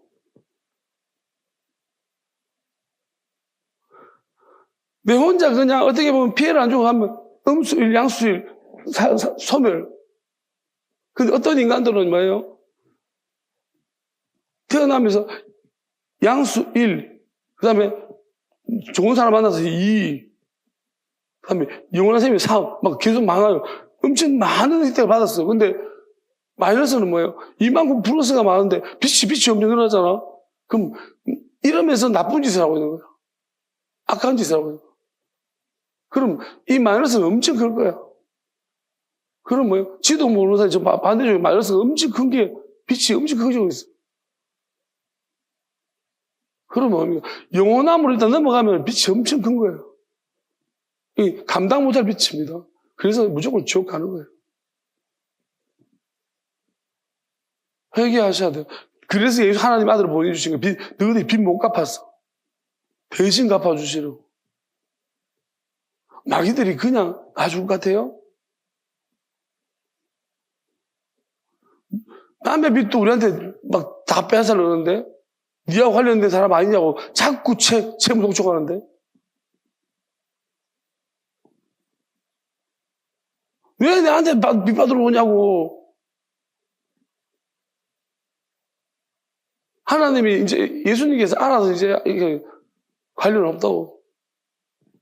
왜 이 사람한테 정죄하는 이 사람은 채무를 받으러 오냐? 그 이 사람이랑 상관이 없느니라. 예수님 이제 증거해 주실 것입니다.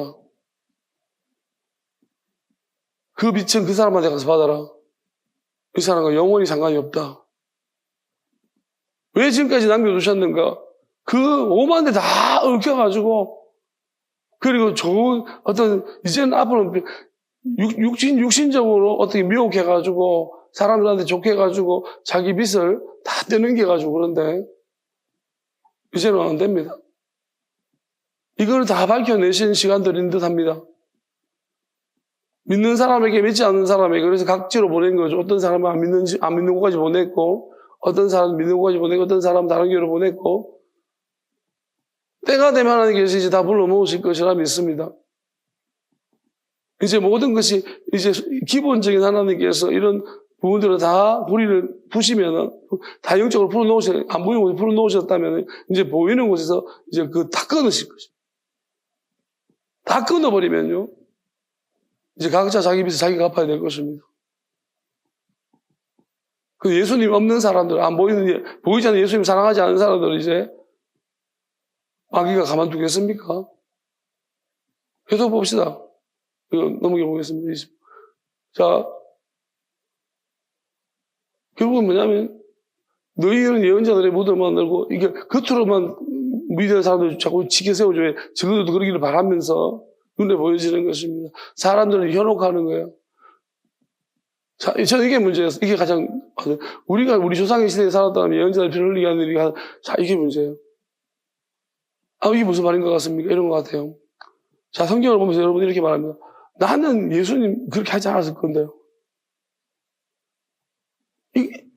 이것 때문에 예수님은 이렇게 말하기 때문에 자, 니는 그렇게 하지 않았다고? 니는 그 시대에 살았으면 안 그렇겠다고? 니는 엘리야 시대 때 살았으면 아니었다고? 네가 이것 때문에 네가 그렇게 말했기 때문에 이게 체면인 거예요. 여러분, 우리가 하나님 말씀 보면서 자기 명확하게 모르면서 그 시대에서 제가 이 부분을 보면 하나님 이렇게 말했어요. 네가 그 상황을 아느냐? 네가 아합을 아느냐? 이세벨 관계에 사는 아합의 마음을 아느냐? 네가 압살롬의 마음을 아느냐? 네가 압살롬 같이 안 된다고? 네가 압살롬 왜 그렇게 되는지 아느냐? 모르잖아요. 그리고 네가 보이지 않는 영적인 마귀를 아느냐? 마귀가 얼마나 지독한지 아느냐? 모르지 않습니까? 모르면서 욥의 친구들도 모르잖아요. 모르면서 와서 자꾸 말합니다. 네가 아니? 나는 안 그럴 건데요. 네가 안 그렇다고 장담할 수 있니? 근데 우리는 뭐예요? 다 그렇다고 말합니다. 그렇기 때문에 너는 그렇게 한 사람들 후손이라는 거예요. 왜? 지를 돌아보지 않은 거예요. 지가 얼마나 약한지를 네 앞만 바라보면 네 안에 마귀가 얼마나 득실되고 있고 우리 과거만 돌아봐도 알잖아요. 우리가 연약하고 부족한지 자빠지는지 모릅니까? 지난 어떻게 살았습니까? 그리고 내가 진짜 비겁하고 초라하게 가정스럽게 살지 않았습니까? 혼에 몰릴 때마다. 그럼 뒤집어 씌운 적 없습니까? 거짓말한 적 없습니까? 내 죽을까봐 남 팔았던 돈 없습니까? 그러면서 그렇게 하지 않는다고요? 그게 거짓말쟁이야. 그리고 내가 구원받았다고? 누가 그럽니까? 하나님의 영이 여러분한테 증명했습니까? 증언했습니까? 스스로 증언한다. 스스로 체면, 나 구원받았노라. 스스로 체면 거는 것이 하나님부터 나온 것입니까? 확신합니까? 그래서 네가 분량 맞춰 채워라. 네 하고 싶은 대로 해라. 너는 마귀 자식이라는 것입니다. 이 뱀들아, 독사의 자식들아, 너는 안 바뀐다. 지를 그렇게 미화시켜서 좋게 생각하고 있으니 네 안에 마귀가 득실되는데도 불구하고 맨날 지는 옳고 남은 틀렸고 네가 지옥 심판 면하겠느냐? 보세요. 계속해서 이제 괴롭힌다는 것입니다. 따라다니면서 앞으로. 진리를 선포하는 사람 찔리니까요.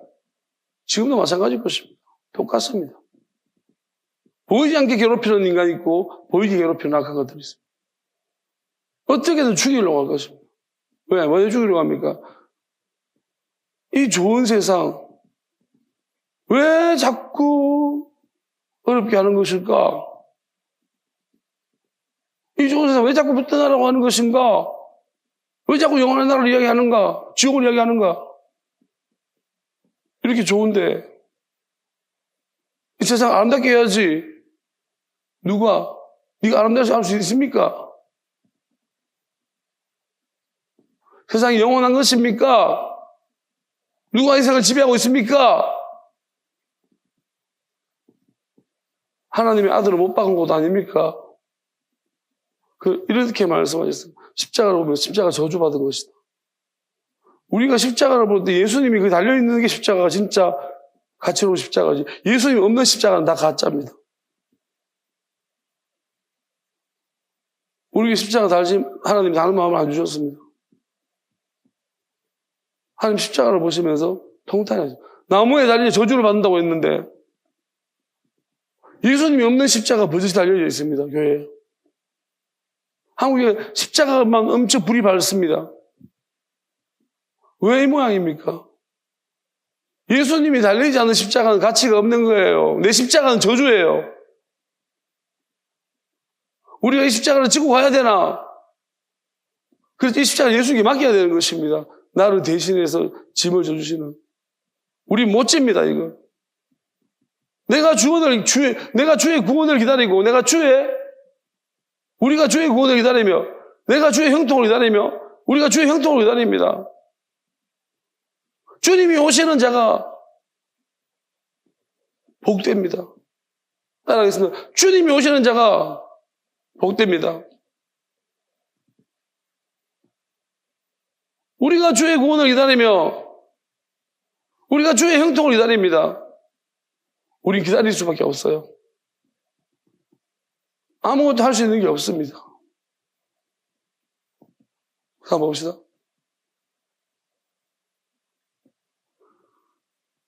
순교자들의 피를 그래서 막 하나님 법을 어기면서 살해까지 합니다. 또 이 일의 책임은 다 이 세대가 언제입니까? 다음 세대가 오기 전에. 다음 세대는 뭐예요? 영원한 세대입니다. 살아 죽지 않은 세대가 올 때까지는 이 책임이 이 세대 다 돌아갈 것이다. 보세요. 저는 이 말이 있으면 가장 어려웠습니다. 예루살렘아, 네게 보낸 예언자들을 죽이고 돌로 치는구나. 암탉이 병아리를 날개 아래 품듯이 내가 몇 번이나 네 자녀들을 모아 품으려 했더냐. 그러나 너희는 원하지 않았다. 무슨 말입니까? 이 악한 것들은 지 자식을 품어주려고 해서 예수님이 품어주려고 하는데 자식 안 내놓는 거예요. 지가 맞는 길을 가는 줄 알고 지하고 똑같은 걸 만들려고. 지 자식들을 예수님이 품어주시려고 다르게 바꾸시려고 해도 바리새인이 바리새파 지 자식들 사두개파 자기 자식들을 품고 안 놔준다. 이 독사의 새끼들이. 이 마귀들아. 너보다 더 지독하게 지옥 백성 만드는구나. 교육을 시켜가지고. 머릿속에 오직 세상 것만 집어넣어가지고 그리고 우리가 인간이 약하잖아요. 그러면 아이고 엄마가 힘드네, 아빠가 힘들어 죽겠네, 진리를 보면서 못 가도록. 만약에 우리가 솔로몬의 재판을 보게 되었으면 진짜 엄마는 내 아이가 죽을 판국이면은 가라고 해야 됩니다. 너는 내 딸 살아. 그게 진짜 영적으로 더 심해, 영적으로 더 중요한 문제죠.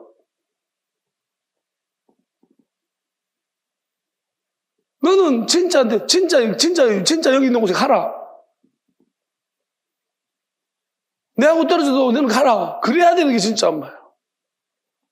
이 가짜들은. 그러면 하나님 은혜를 받았겠죠.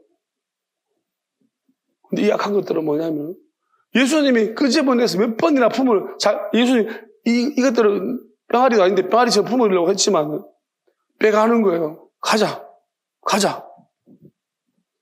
너희는 원하지 않았다는 것입니다. 그가 뭐겠습니까? 보아라, 너희 집은 버림받아서 집이면 육체, 너희들의 육체적인 혈통은 완전히 버리면 황폐하게 될 것이다. 내가 너에게 말한다. 너희가 주님의 이름으로 오시는 분은 복되시다 말할 때 그때까지 너는 다시는 나를 보지 못할 것이다.